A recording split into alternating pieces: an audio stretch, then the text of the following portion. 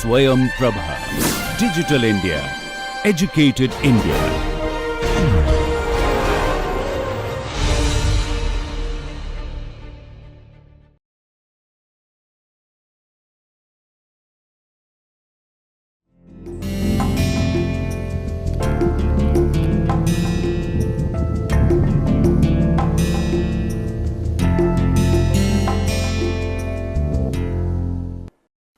Namaste. We carry forward our discussion on the newer trends in forestry, and in today's lecture we will have a look at social forestry and tribal welfare. So, what is social forestry? Social forestry is defined as forestry which aims at producing flow of protection and recreation benefits for the community. Now, earlier we have seen that whenever we were talking about forestry, we were only talking about the production of wood, the production of timber. So, that is conventional forestry. Conventional forestry aims to maximize the production of timber. So, that is the sole aim. But in the case of social forestry, the aim is not maximization of timber production, but it aims at producing flow of protection and recreation benefits for the community. So, here the focus changes from the production of timber to getting benefits for the community. And what are these kinds of benefits? The protection benefits and the recreation benefits. Now, what is that? Protection benefit means that if you have a forest nearby, then probably your rivers will flow for much longer, probably your rivers will be much more perennial, you will be getting other ecosystem service benefits based out of biodiversity, such as clean air, clean water, protection against food insecurity, and so on. And at the same time, the other benefits are the recreation benefits. So, when we talk about recreation benefits, we are talking about say jobs through tourism sector or provisioning of entertainment avenues to the community.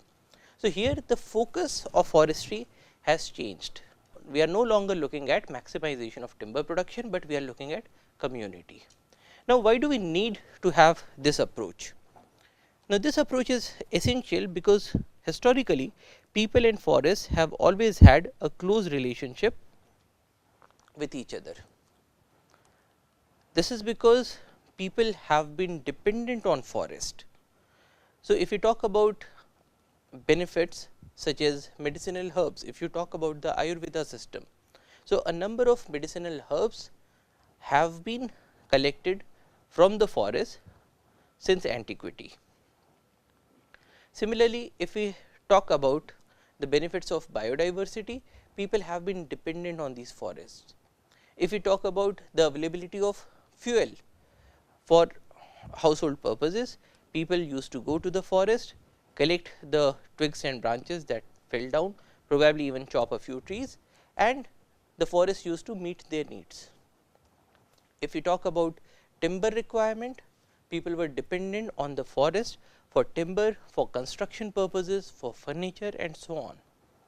And even our community life and our culture has been very much connected with the forest. So, for instance, even a number of our religious figures have lived in the forest. We worship a number of trees, we worship a number of animals, and when we worship these, then there is also an impetus for people to conserve them. So, there was a one-to-one relationship between people and forest. People were dependent on forest and people also protected the forest. A good example is sacred groves. Now, sacred groves are those forests that were protected as being religious forests, as being sacred forests. So, nobody would go into those forests to cut the trees. So, this protection was being provided by the people.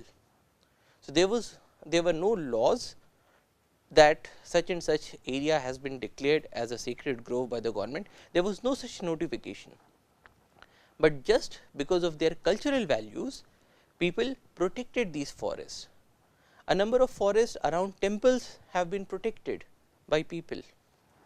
Now, when forests and people have always had a close relationship, then if we say that people are only interested in cutting down the trees, in destroying the forest, that is not a correct perspective. And so, if we could leverage the relationship between people and forest, then we could capitalize on this relationship for the cause of conservation. And a good way out is to provide people with benefits. So, when people derive benefits from forest, there is an impetus to conserve those forests. So, for instance, if you have a forest and if you have a community right next to it and you want to conserve that forest. So, there are two approaches. The classical approach is you tell people, no, this is our forest, this is government forest, nobody can enter inside. And the other way out is that you tell people, okay, these are your forests and you are deriving such and such benefits out of it, and if you cut down these forests, you will no longer derive those benefits. So, if you can convince people that the forests are important for them, if you give them the ownership of the forest, then probably they will be playing a much better role in protecting the forest. And this is where social forestry has its say. So, what kind of benefits can you give to the people from the forest? Now, remember, we cannot give a very large benefit of timber, because if we were to do that, then a lot of timber would be extracted, perhaps unsustainably, and the forest would be gone. But you can at least give them livelihood and income. So, if the livelihood of a community, the income that people are deriving out of their livelihood is intricately related to the forest. If people derive their jobs from the forest, then it will be in their vested interest to conserve the forest. So, social forestry tries to maximize the provisioning of livelihood and income to the people. How can you do that? Well, you can do that by giving them jobs in maintenance and management of the forest, including protection. So, if you have to have certain people to protect the forest, if you want to hire forest guards, why not hire them from the local communities?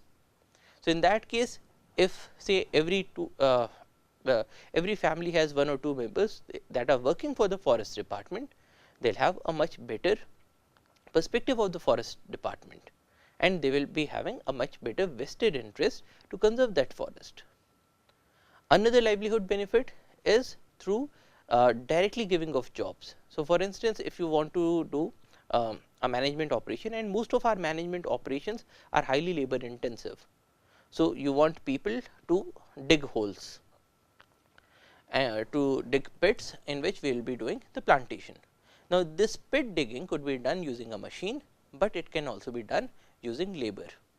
Now, as a policy, we prefer to have our pits dug by the local people, by the local community, so that any expenses that the department makes in making of these pits is directly channelized to these people. So, this gives them a source of livelihood, this gives them income. Other benefits could be things like NTFP, fodder, fuel and food. So, you can permit people to collect the NTFPs from the forest. So, if there is a community that is collecting say tendu leaves from the forest, they are selling those tendu leaves, they are getting income out of those tendu leaves, then it will become a vested interest of that community to conserve the forest, because if the forests are gone, then they will not be able to collect these tendu leaves. And similarly, for a number of other herbs, a number of other minor forest produce or non-timber forest produce. Another benefit that you can give to the people is the benefit of ecological services. Now, people who live near the forest also derive the benefits of the ecological services, but people who live far off from the forest also derive the benefits of the ecological services, whereas only the people who are near the forest have to bear the brunt of conservation. Because if you have a forest nearby, then probably the wild animals will also be entering into your fields and probably destroying the crops. So, only those people who are living near the forest have to bear this brunt. People who are living far off from the forest do not have to suffer any damage from the wild animals. But then if you talk about the benefits are enjoyed by the whole of the society. So, could you derive a mechanism that people can gain benefit because of this conservation?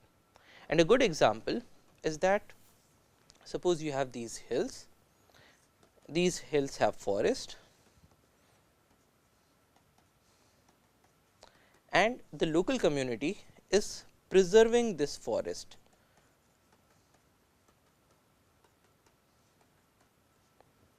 And there is a river flowing between these hills, and because of these forests the river is maintaining a perennial nature. So, there is water available in this river throughout the year. Now, this water is available only because the local community is conserving the forests that are supporting this river. So, we can write it as people protect forest. So, because of which you have the forest, and the forest supports the river, because of which you have the river, and the river provides water, because of which you are able to get this water. Now, the benefit of this water is not being used only by the local community, it is also being used by people who are living far off. For example, the people who are living in the cities. Now, the question is, all of us pay certain charges for the use of the consumption of water. Now, suppose we are paying say 10 paisa per liter of water when it comes into our municipal supplies. Now, out of that 10 paisa, can we channelize say 1 paisa or 2 paisa to the local community? If we do that, and if we emphasize that if we emphasize to the local community that you are getting this money because you are conserving the forest. So, in that case they will have a much greater interest in conserving the forest as compared to a situation where they were not getting any money out of it. So, what we are saying here is that because these cities are getting water due to these people, these cities should also pay back to the local people. So, here the people are the local people, and when we do that, then this payment, this paying back is known as PES or payment for ecological services. So, the forests are giving us the ecological services, and the forests are able to do that because they are conserved by the local people, and so the local people should also be able to derive certain benefit, so that it becomes more incentivizing for them to conserve these forests, and this incentive can be created through the model of payment for ecological services or payment for ecosystem services. Another benefit that we can give is that of the ethnic food security. So, if we talk about the people who are living next to a forest, then in their culture, in their food items, there would probably be certain items that are derived from the forest. So, for example, if we talk about people in Andhra Pradesh, then there is a pickle that is known as gongura pickle, which is made from the leaves of a certain tree. Now, if this gongura were to be highlighted as an ethnic product, if we could create a market for it, then it would make much more sense for the local people to conserve this tree. In Bastar areas also people make certain specific chutneys. In Balaghat, people make delicacies out of a mushroom that is known as pihri. Now, if we could create a market for such an ethnic product, then the local community will be gaining benefit out of conserving the forest that is making these ethnic products possible. So, the main aim in social forestry is to give benefits to the community, so that they work towards conservation. So, that is the bottom line. Now, how did we come to this concept? So, let us have a look at a short history of forestry. Let us begin with the 1865 Forest Act. Now, the scientific forestry in our country began around 1860s with a German person who is named as Dietrich Brandes. Now, he first of all gave this idea to the government that the forests need to be maintained in a or managed in a scientific manner, because of which the 1865 Forest Act came into being. Now, the 1865 Forest Act said it gave the powers to the Governor General of India as well as to the local government to declare any land covered by tree, brushwood or jungle as a government forest. So, this was the first time that the government said that these areas are government properties, these are government forest. But then it also put up a rider that the notification shall not abridge or affect any existing rights of individuals or communities, which means that a community that was having rights over a particular forest could not be alienated from those rights in the process of declaring a forest as a government forest. But now, if you consider the period of 1860s, hardly anybody in India was literate. The literacy rate was very less, it was less than 10%, and especially so in the case of those communities that were living close to the forest, because they hardly had any purpose in knowing, say, English or Farsi. Now, in those periods, if a notification was made stating that this piece of land is going to become a government forest. So, there if in those days there was a notification that this land will be made a government forest, and so now people should come up with an application saying if whether or not they are having any rights over it, because the rights cannot be alienated as per law. So, if this land has to be made into a government forest, suppose a time limit of 6 months is given to the local community to say whether they have any rights, and only if there are no rights, then this area will be converted into a government forest. Now, it looks good in theory, but in practice a number of people in these communities did not have access to information. They did not know that such a notification has come up. In a number of cases it was not made in the vernacular languages. 2, even if this notification was translated to a vernacular language, a number of people could not read. 3, even if people could read, they did not have access to the newspapers. This was not a time of internet, this was not a time of mass media. And 4, even if people knew that this land is going to be converted to a government forest, they did not know how to draft a letter, they could not advocate their rights and say that this is our forest and you cannot convert it into a government forest. Now, in such scenarios, a number of forests of the local communities got converted to government forests. And if there was any attempt to take these forests back, then we also had section 8, which gave the officials power to arrest without warrant. So, the beginning of forestry in our country was having these few lacunas. Now, this 1865 Forest Act was further extended by the Indian Forest Act of 1878. Now, this Forest Act extended the state control over forest areas throughout India, and it classified forests into reserve forest, protected forest and village forest. Now, this is something we have even today, but even in the 1870s people were not that literate, and because of the shortcomings of these acts, because of the shortcomings in the practical field implementation of these acts, people lost their rights, which led to heavy amount of opposition to these acts, and a lot of opposition was put up by the Pune Sarvajanik Sabha and Jyotirao Phule. So, here we are seeing how we are able to create a dissent in people. Now, the main problem with these acts is that these acts are made from the perspective that people and forests cannot exist together. People are not good for forests, and so people and forests have to be kept separate. Forests should be managed by the government, and people should not have any rights on them. So, this is the premise in which these acts were made.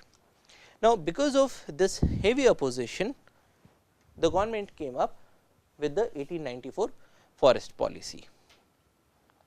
Now, the forest policy classified the forest into protection forest, production forest, minor forest and pasture lands. It said that the sole object with which the state forests are administered is the public benefit.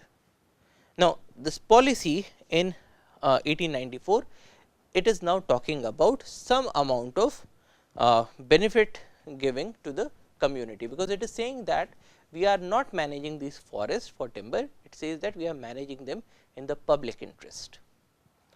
And then it also said that no restriction should be placed upon reasonable local demands merely in order to increase the state revenue. So, it said that if people required access to certain resources, and primarily these resources were those of fuel wood, fodder, some food plants, some fiber plants and some medicinal herbs. So, it said that if there is a local demand for these resources, then these demands will be met. We are not going to put a restriction on these demands, so that the government is able to get more and more revenue. But then this was just a policy, it was not converted into an act. Now, an act is legally enforceable, a policy is not.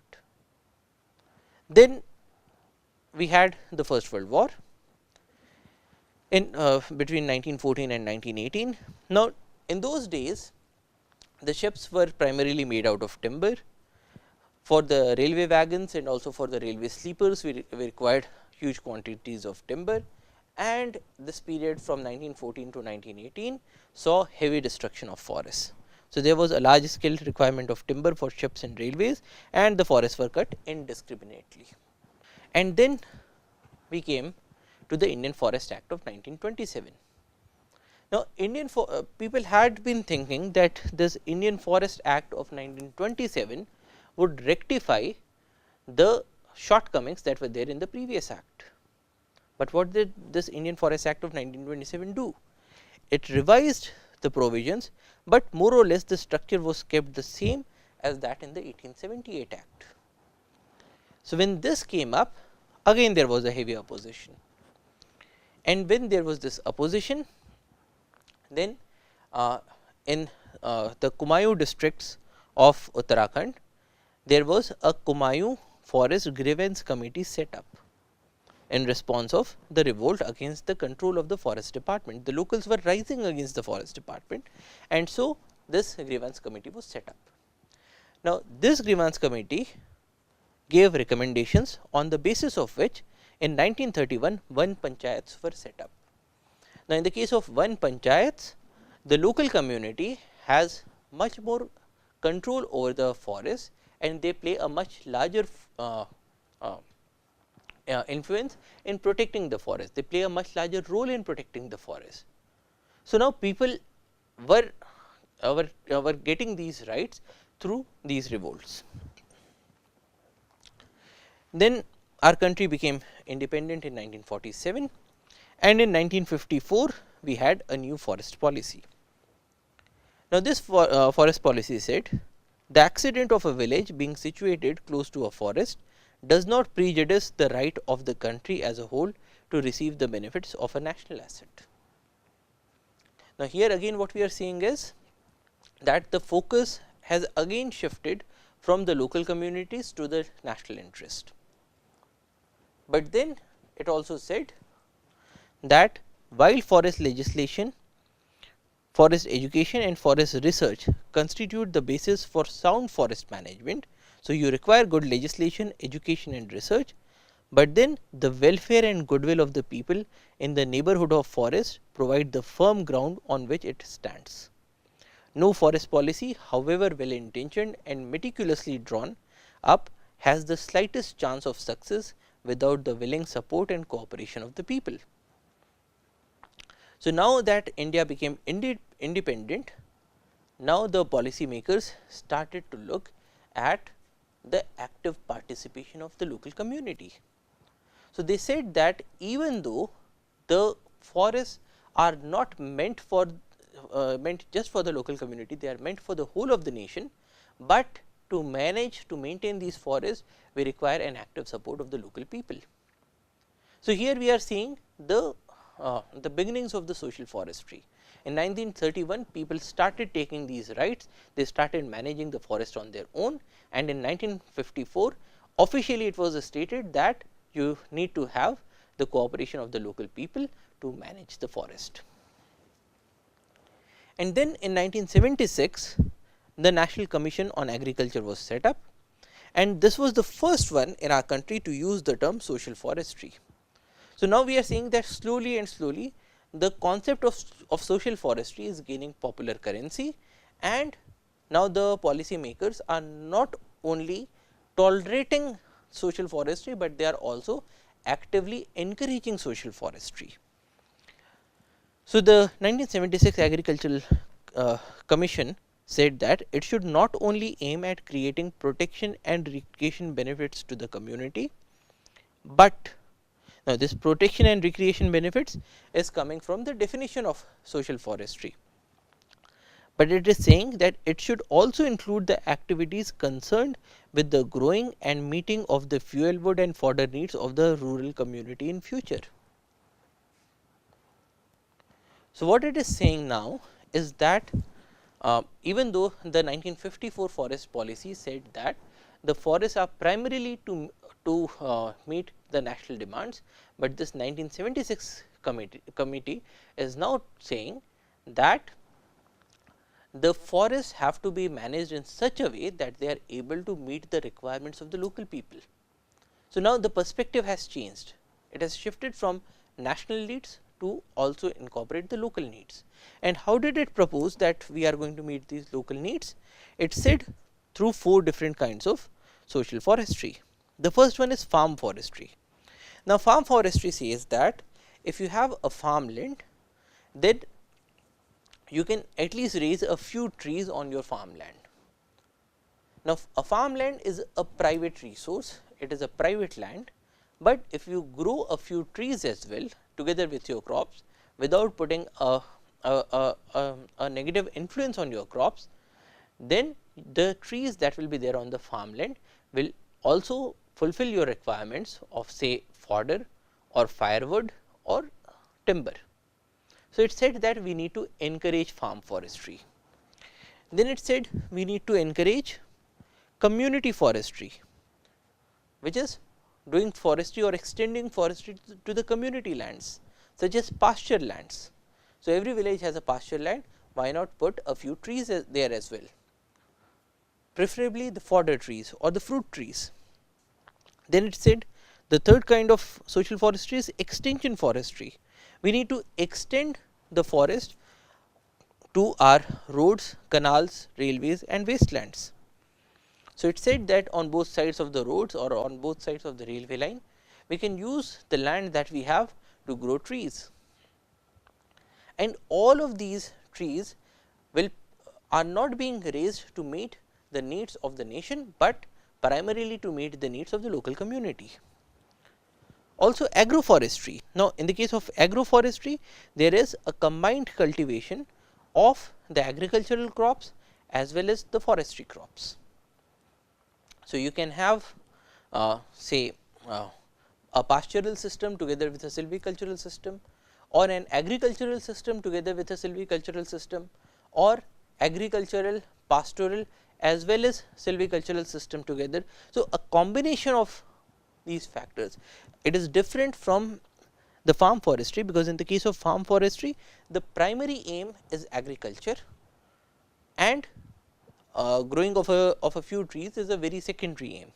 But in the case of agroforestry, agriculture and silviculture together are the aims. So, it has a joint aim. So, the 1976 National Commission on Agriculture, it is saying that we need to extend the forestry to meet the needs of the local community, and this extension will be done through these different 4 kinds of social forestry. So, what are the differences between conventional forestry and social forestry? What sorts of plants are you going to raise in the case of a social forestry? Now, in the case of conventional forestry, we go for typically long rotation crops, because we want to have timber crops, things like teak. Now, a teak stand will be ready for harvesting say after 80 or 90 years. But then if you want to give benefits to the local community, you cannot ask the local community to wait for 80 or 90 years. So, you need to have those crops that are short rotation crops. So, you need to have things such as babool, which can give you which can start giving you returns in say 3 or 4 years, because then it will be much more incentivizing to the local community, and it will also be fulfilling the needs of the local community.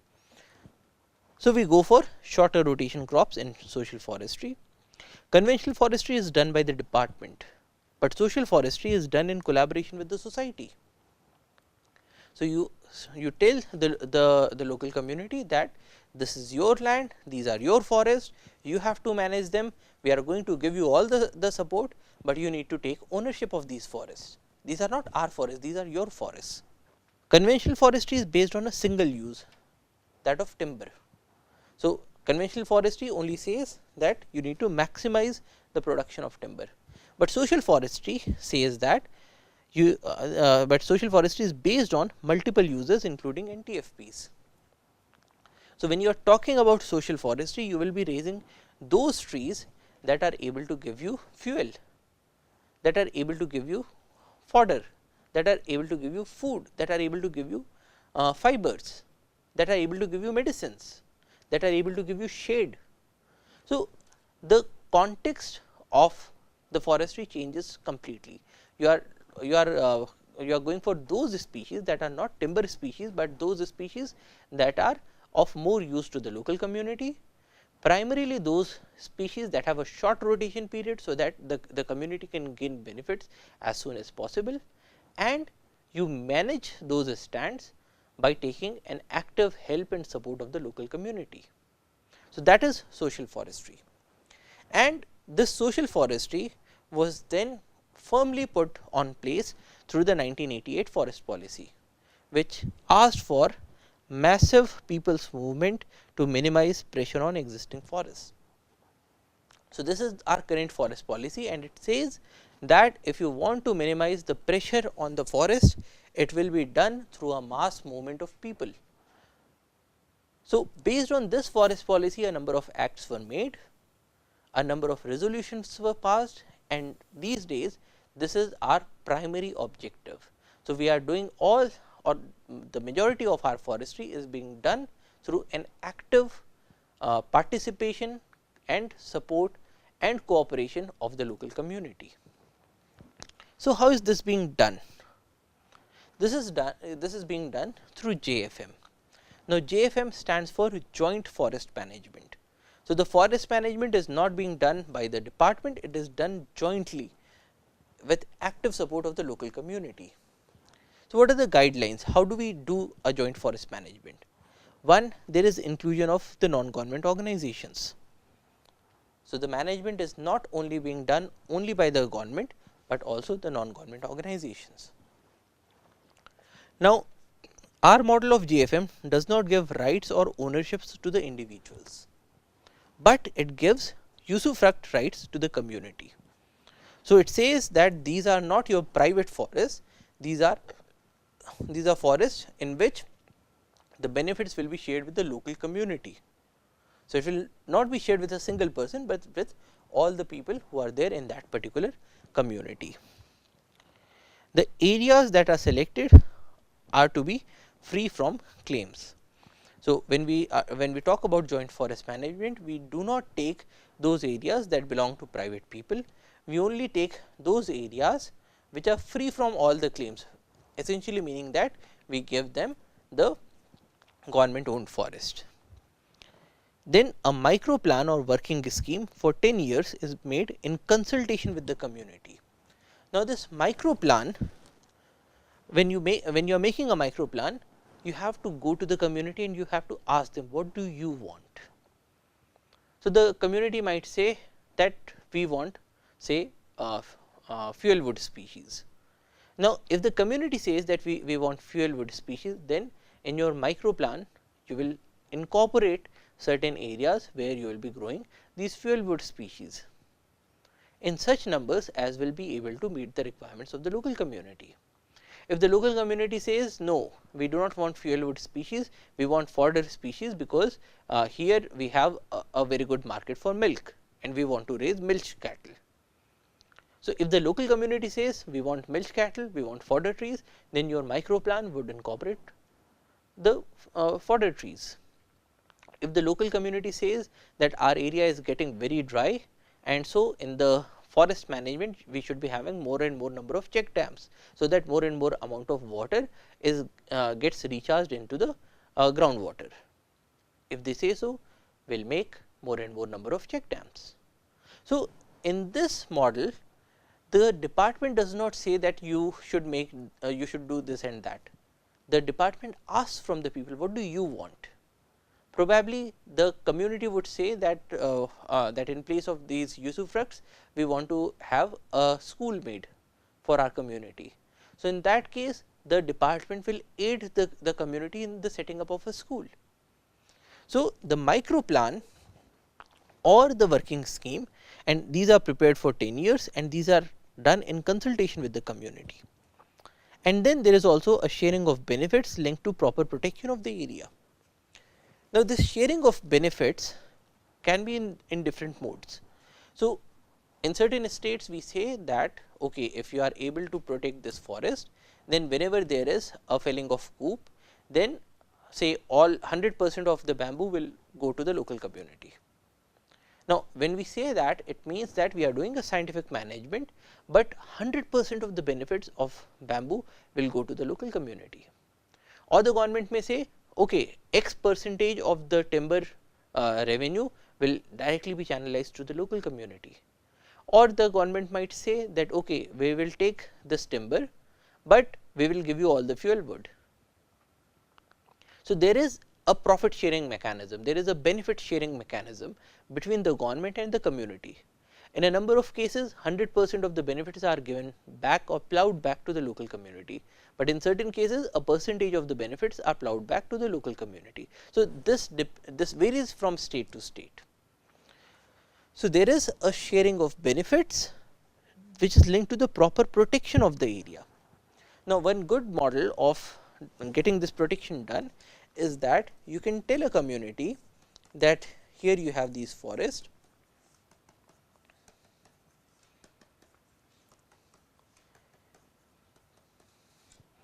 and here we have the village. Now, you can the forest department can go to the local community and the forest department can say okay, we need to protect this forest, but we have got two options. Option number 1 is that we are going to put a fencing around whole of this forest. Now, when we are putting this fencing, we will be digging pits, we will be procuring the poles, we will be putting those poles inside using concrete, and we will be putting a chain link fencing, so that any nefarious element is unable to get into this forest and cut out this timber, or is unable to take their cattle inside for grazing, because this area has recently been felled and so the regeneration has to be ensured. So, this is the first option. The first option is that of fencing, but then the department can say, but then we also have a second option. Why do not you do one thing? So, you as a community, this is your forest, you protect this forest. So, you ensure that no person from your village goes into this particular section which is due for regeneration, where you have the young plants, because if people take cattle into this area with the young plants, the cattle will browse or graze over these young plants and the regeneration will be destroyed.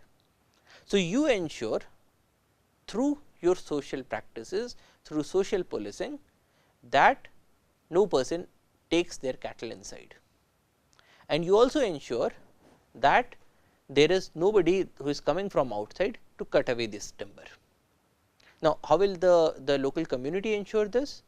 In a number of cases, they make use of things like social boycotts. So, if somebody goes and cuts trees, they are going to boycott that person, or this local community may employ a few chowkidars who will be interested with going through this forest and ensuring that not a single tree is getting cut.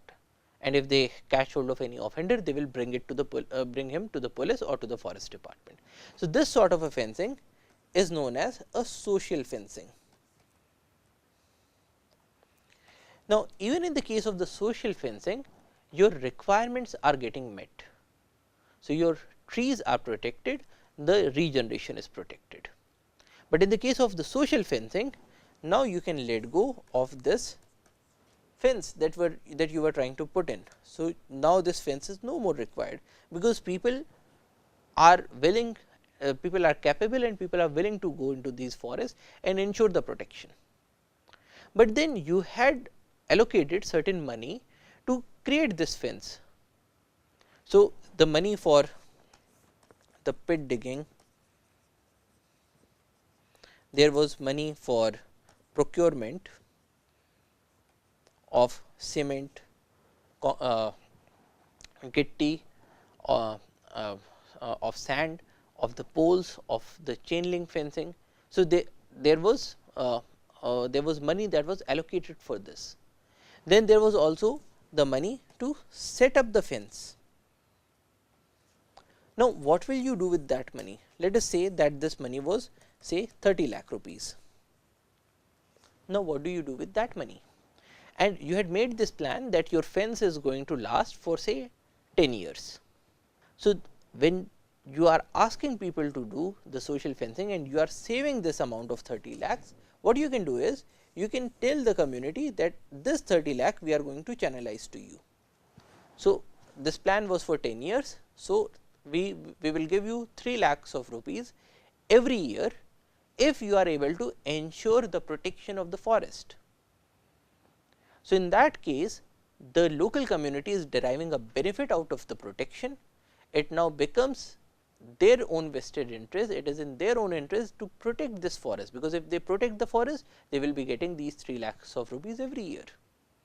So, these sorts of profit sharing mechanisms, these sorts of benefit sharing mechanisms can be set up, and in that case the sharing of benefits linked to proper protection of the area will make the JFM run.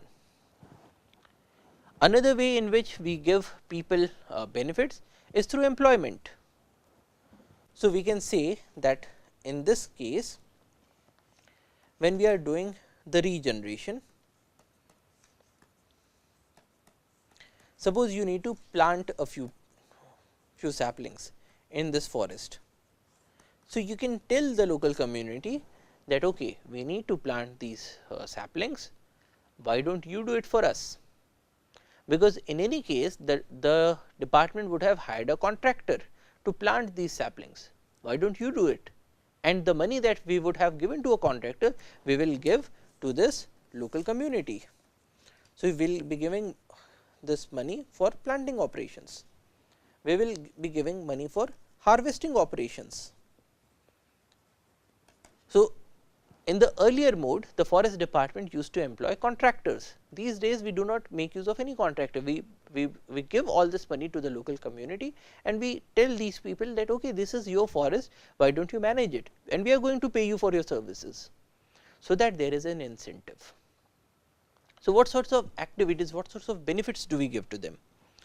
One, there is a huge amount of employment that is given during the plantation drives.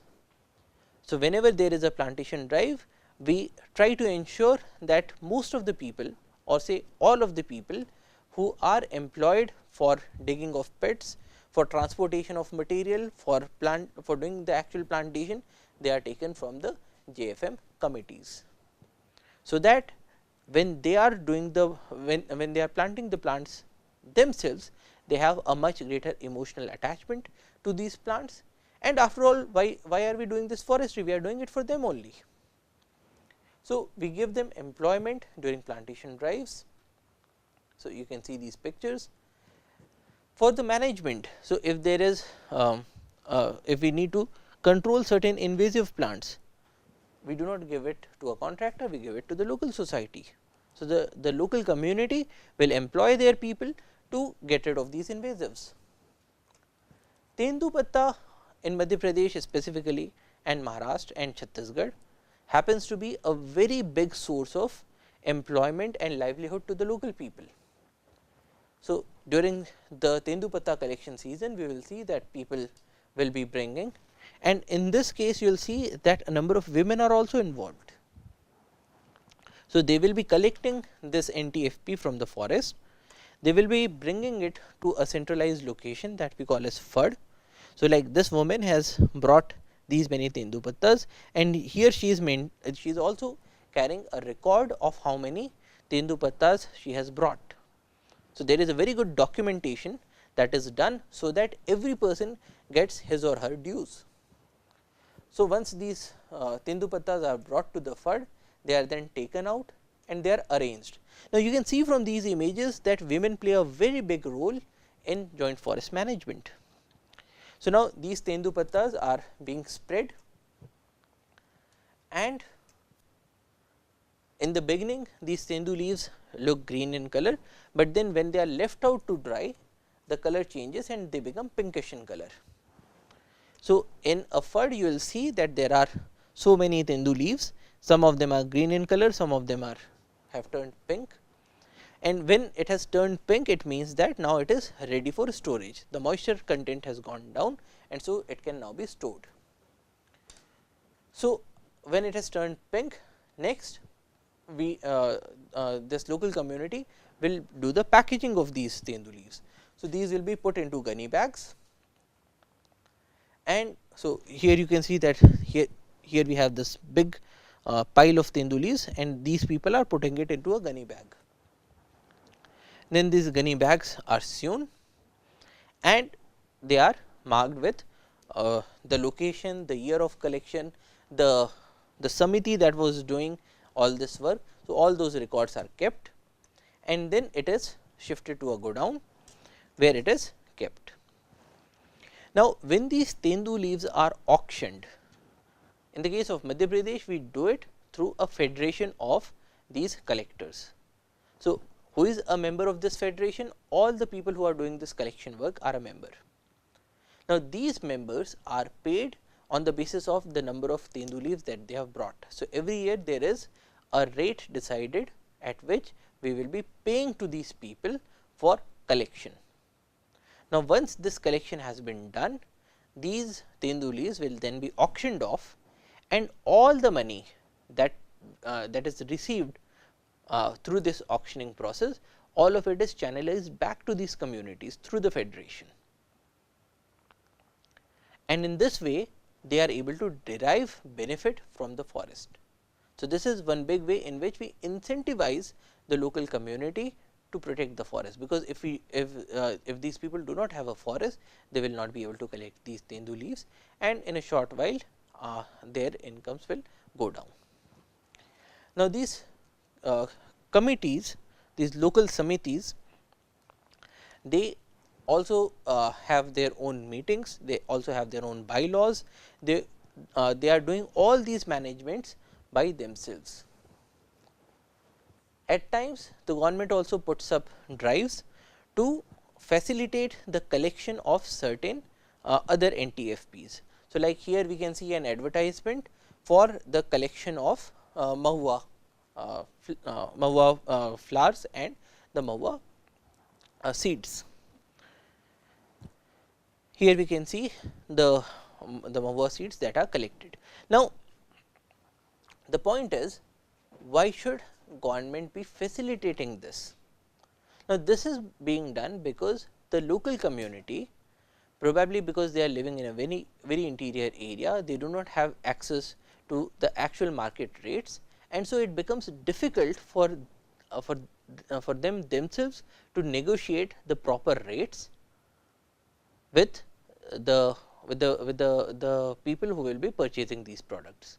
But then if we combine them together as a federation. So, the federation has a much better position to dominate the rates, and so everybody will be able to get the proper rates. So, the government facilitates these, so that more and more benefits are channelized to the local people. So, the middlemen are removed from the system, the produce is collected by the people in the community, and it is sold directly to the final purchaser by removing all the middlemen at higher rates, mostly through auctions, and all this money is then channelized back to the people. So, what we are trying to do here is to maximize the benefits that the local people will receive by conserving and by protecting the forest. Now, a number of these samitis have also set up local shops. So, here we are seeing a samiti from Punjab. So, this joint forest management samiti, what they have done is that when they collect these NTFPs, they do processing of the NTFPs by themselves.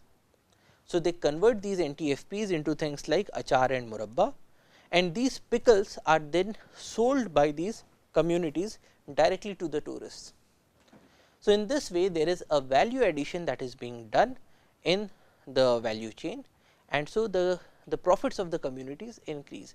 Now, the more the money a community gets out of these forests, the more is its interest to conserve these forests.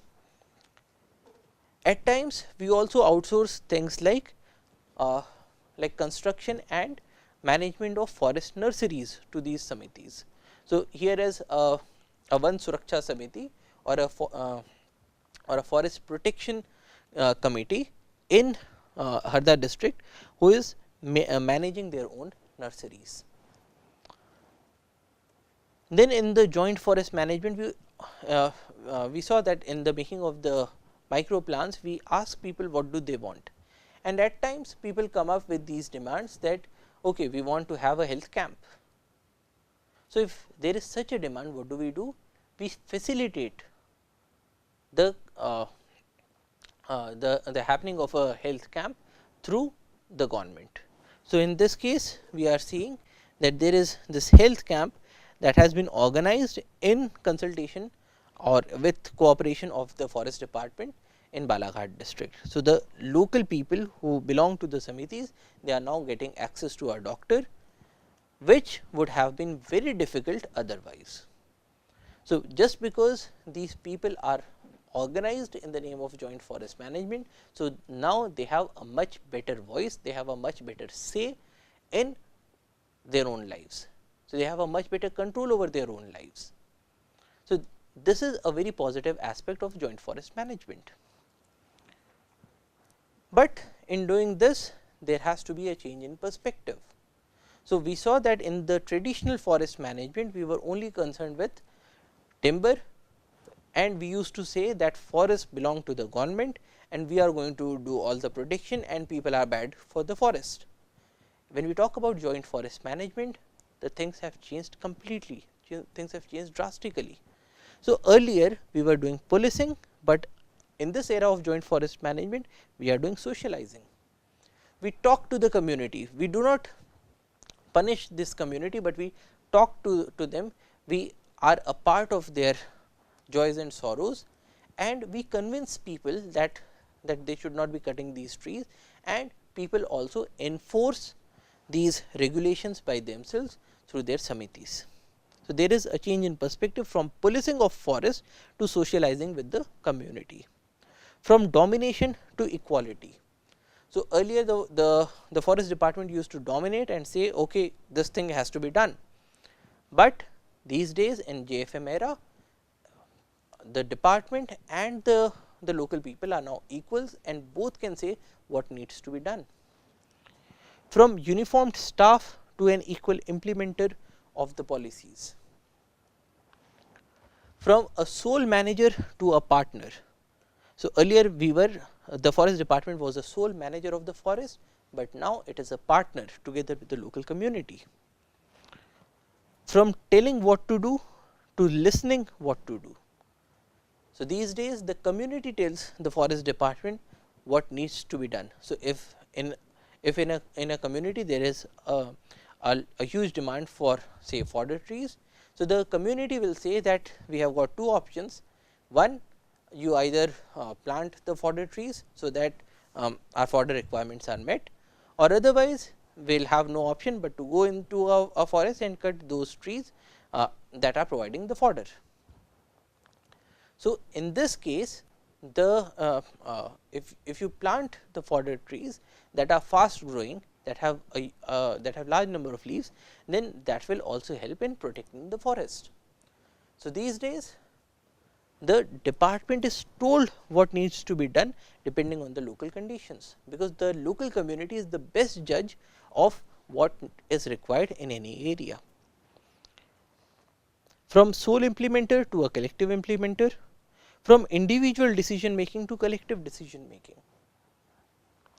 So, it is possible that in the earlier era, one DFO or one forest officer would have said that this area requires, say, check dams, but the local community might say that okay, we require check dams, but check dams are not that great a need for our community, but the provisioning of fuel wood is a much greater need.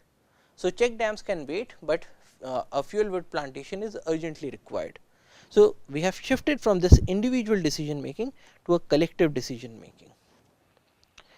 We also make use of PRA exercises, which is participatory rural appraisal, in which we ask people to write down what are their needs and also to prioritize their needs. So, those needs that are high up in the list will be implemented this year, and those that are lower in their priority list will be implemented later on.